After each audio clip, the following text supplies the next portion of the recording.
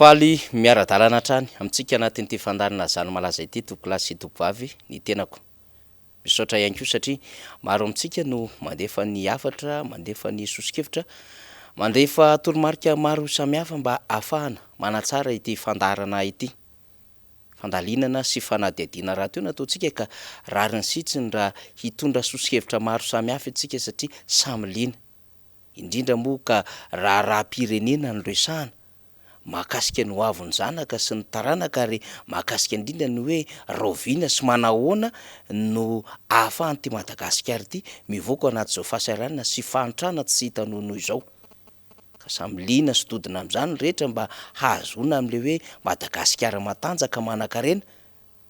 Anton'izany rehetrarehetra zany mahatonga antsika mitondra sosikevitra. Vao nomaly no niatrika ny fetin'ny fahaleovantena teto Madagasikara. 9 Jona 1977, 9 Jona 2022, 12 taona lasa zany no niverina ny fahaleovantena ny Madagasikara. Mbaratsika marakariva ny hoe niverina ny fahaleovantena satria efa fanjakana nanana ny fahaleovantena tanteraka i Madagasikara mialohan'ny nidiran'ny mpanjanantany teto Madagasikara. Atonjavatra roa ny resantsika zany de hoe nanana ny fiandrianana amin'ny alalan'ny fitantanana isika.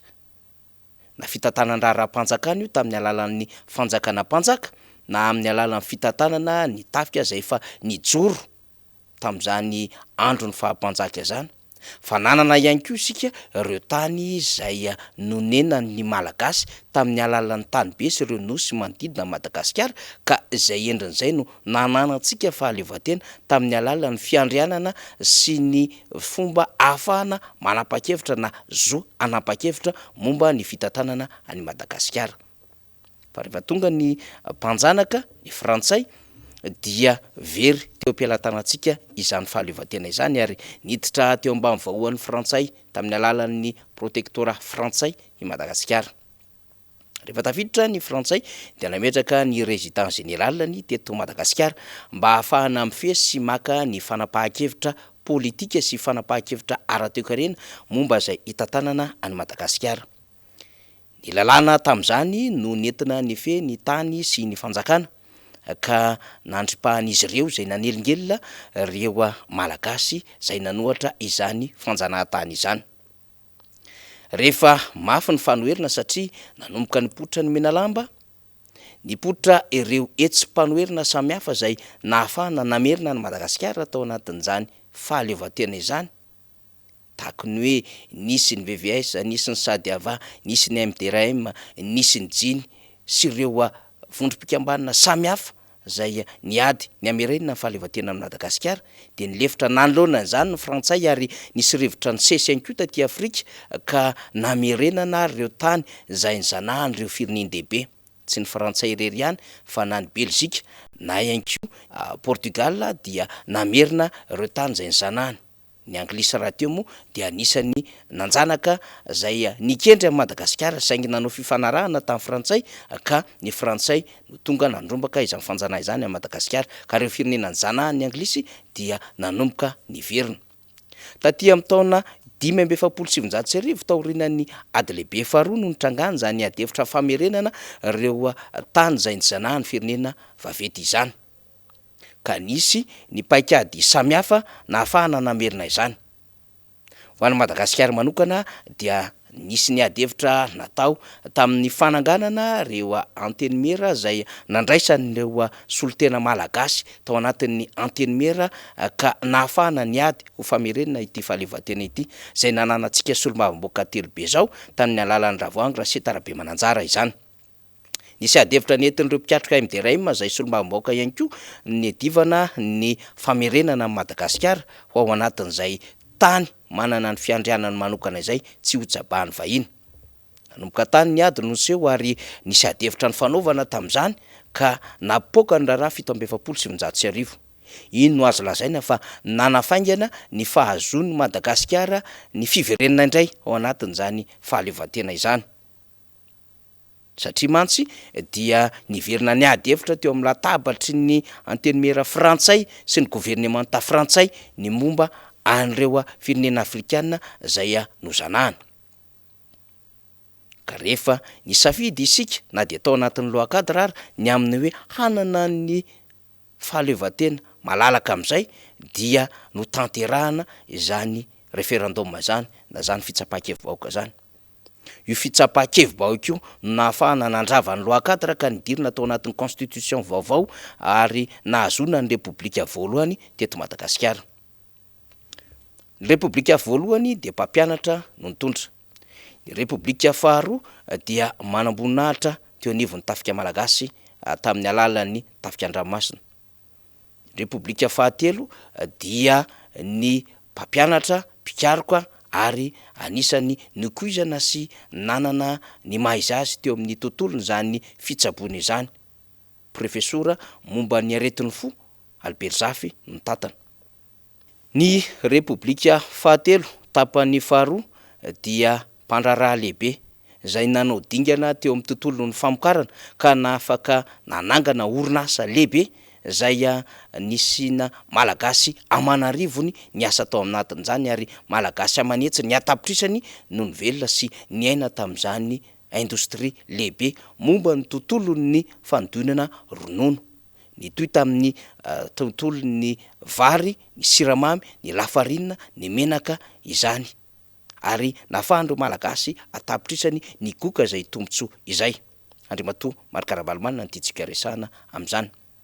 De amin'ny repoblika fahaefatra dia nahitana ny manampahaizana momba ny tontolon'ny fikajiana ara-pitantanana na ny fikajiana ara-bola ihany koa expert comptable dia Andriamatoa Hery Rajaonarimampianina. Ankehitriny ao anatin'ny repoblika fahaefatra tapan'ny faharoa dia mpanao na mpikarakara lanonana no mitondra ny firenena eto Madagasikara. Ny sehatra maneran-tany de samy resaka am'izany fa DJ na kosoka kapila mangirana no mpitantana ny Madagasikara ary ny document zay navoaka an'ireo fahitalavitra samihafa sy ireo mpanao fanadihadiana nanomboka ny taona 2020 dia nanamarika izany. Ary saika izay ary moa no ahafantaran'izao tontolo izao ny mpitondra ankehitriny amin'ny alalan'ny filoha Andry Rajoelina. Ny tsitsika resahana am'izany de ny amin'ny hoe ny fomba famokarana sy ny fametrahana ny andraikitra ireo tompon'andraikitra lehibe mitantana ny firenena. Ampy sy ara-dalàna ary mendrika ao Madagasikara ve izao fahaleovantena ny divan'ireo malagasy ary nandatsahany ny rano izany. Fetim-pirenena no anasokajiana ny 4 Jona. Ka raha fetim-pirenena dia misy tanindrazana sy vahoaka no mifety ao anatin'izany. Fa fety famerenana ny fiandrianana ary fety fametrahana ihany koa ny mahazava-dehibe ny fisian'ny tanindrazana sy ny vahoaka ao aminy. Fa melombelomana indray ny asy ny fitiava-tanindrazana sy ny ambom-pirenena ary ny fikatsahana zay mahasoa ity Madagasikara ity. Ny endriky ny fety zay nitanterahana tamin'izao taona 2020 sy 2021 izao dia ahafahan'ny rehetra mamaritra sy misaitsaina ny am'izay fanontaniana napetratsika izay. Efamby tratra be ny tanjona ny adivana izany fahaleovantena izany. Mety sy ampy tanteraka hiainan'ny malagasy ve ireo endrim-pitantanana misy am'izao fotoana izao ka tena arak'izay nitakiny ireo ray aman-dreny teo aloha ve ny fitantanana ny firenena arak'izay hoe no itakina ny sy ny fahaleovantena izay. Zava-misy manko ankehitriny raha ny fahaleovantena ny resantsika na ara-politika amin'ireo fanapahan-kevitra rehetra zay raisina amin'ny fametrahana n'ireo androm-panjakana sy ireo olona hitantana ny firenena dia tsaroana tsany ary hita sy tsapatrany ny siny ny ratsan-tanana avy amin'ny firenena vavety sy ireo firenena zay nanjanaka ny Madagasikara ka mbola mitsabaka sy maka an'izay fanapahan-kevitra tsy ahafahana mitondra irery ny firenena. Ny amin'ny tontolo ara-toe-karena moa dia saika fehezin'ireo voanjo frantsay sy ireo zazana velan'ny frantsay ny fitantanana ny tontolo ara-toe-karena eto Madagasikara. Amin'ny toe-karena vavety io na amin'ny toe-karena madinika izany. Ireo toe-karena zay misy aro stratégique sy ireo toe-karena zay misy aro air-industrialy sy zay mahakasika ny fiainan'ny vahoaka malagasy andavanandro dia eo am-pelantanan'ny vahiny avokoa ary saika mizaka ny zoom-pirenena frantsay. lafiny ara-tsosialy moa de fantatry ny rehetra fa mbola betsaka ny fanampiana entin'ireo firenendehibe sy entin'ireo mpamatsy vola ary indrindraindrindra ny frantsay eto Madagasikara, indrindra raha miresaka ny zava-misy any Atsimonosy isika ka tsy mihinan-kanina sy tsy misotro rano ny akabetsahan'ny zaza malagasy sy ireo ray aman-dreny any amin'izany faritra Atsimonosy izany raha tsy eo ny datsoroka ataon'ireo firenena sy ireo mpiara-miombonantoka any Madagasikara. Ary na tsy any Atsimonosy aza fa am'ireo faritra rehetra zay manerana ny nosy na tanàn-dehibe na ambanivohitra dia saika eo foana ny datsoroka vahiny. Na amin'ny fomba tsotra ahafahana mikarakara ny tany aza dia tsy maintsy misy foana ny datsoroka mpamatsy vola amin'izany sy ireo firenena vavety. Ny tontolon'ny fitsarana moa dia betsaka ny fanampiana zay tsy maintsy omen'ireo firenena tahaka ny frantsay amin'ny alalan'ny AFD ho fanatsarana zany fahaiza-manao amin'ny tontolon'ny fitsarana izany. Na ny solosaina, na ny fiarakodia, na ny fiofanana maro samihafa aza. Zany rehetrarehetra zany dia ametraha-panontaniana ny amin'ny hoe mahaleo tena marina ve Madagasikara. Inona amin'ny fanapahan-kevitra misy eto Madagasikara no an'ny malagasy mahadidio? Inona amin'ny fiarikarena zay misy eto Madagasikara no an'ny malagasy sy an'ny Madagasikara mahadidio? Betsaka am'ireo orinasa zay teo ampelantanan'ny Madagasikara ary moa no niteraina na vototra teo ampelantanan'ny fanjakana malagasy ka nomena ho an'ny tsy miankina na privé. Zany hoe ny privatisation tiantsika resahana amin'izany. Ka saika ireo nanana fizakantena niaraka amin'ny fanjakana frantsay no orinasa nahazo izany. Tsy tanisitsika ny banky, tsy tanisitsika ny resaka fifandraisana, tsy tanisitsika ireo orinasa zay manana ny fiandrianany zay nampiseho ny malagasy fa azo tanteraka ary nasary-piaro azy. Ny zava-misy eo anivon'ny Hermady, ny Jirama, hatramin'ireo tontolon'ny faditseranana ara de efa saika vototra teo ampelantanan'ny malagasy avokoa.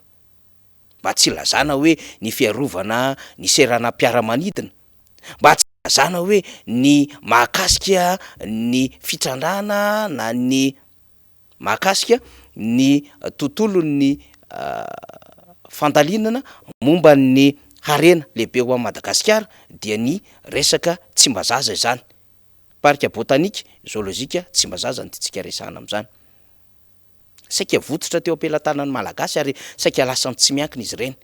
Fa mba nisy eritseritra kely ihany ary nanohitra ireo malagasy manam-pahaizana zay mahatsiaro fa antony fiandrianana sy kolontsaina zany ka tsy azo omena ny vahiny. Raha mijery ho isika ny zavatra nitrango omaly de miaotra-aina avy hatrany ny amin'ny hoe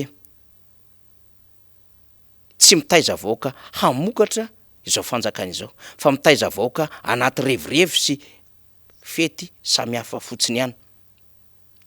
Misy ny antony ara-politika raha teo ny fankalazana ny fetim-pirenena ho an'ity fitondram-panjakana ity, zay tsapa fa efa mandoa sy efa betsaka am'ireo vahoaka no mankahala tezitra amin'ny ataon'ny fitondram-panjakana amin'ny alalan'ny fanapahan-kevitra sy ny fomba hitantanana amin'ny firenena.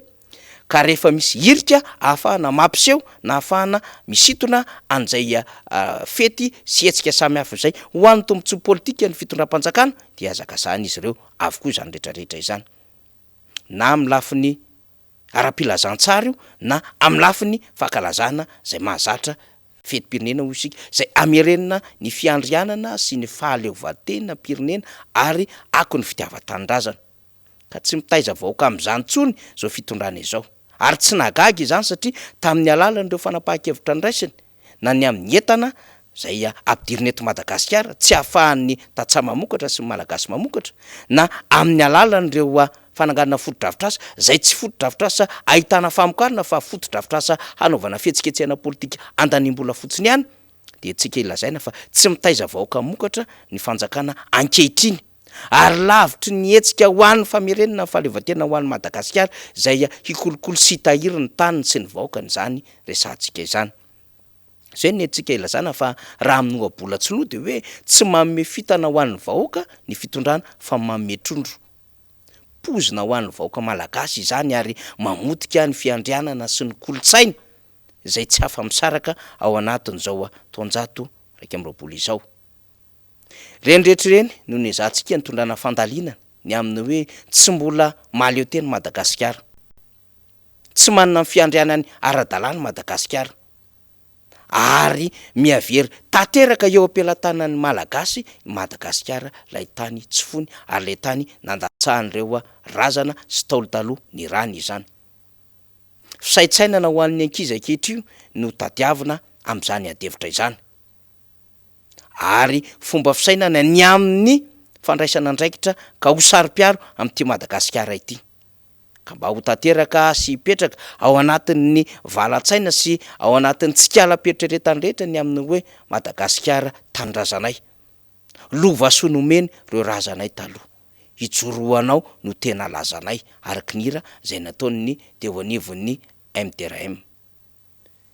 Fandalinana ny antsika tamin'izao alina izao zany mba hisaintsaina n'ireo tanora malagasy zay miaina am'izao vanim-potoana zao sy mbola hanana ny taranaka aoniriana rehetrany andova ity Madagasikara malala antsika ity. Zany zava-misy, zany malaza, misaotra tompokolahy, mankasitraka tompoko vavy.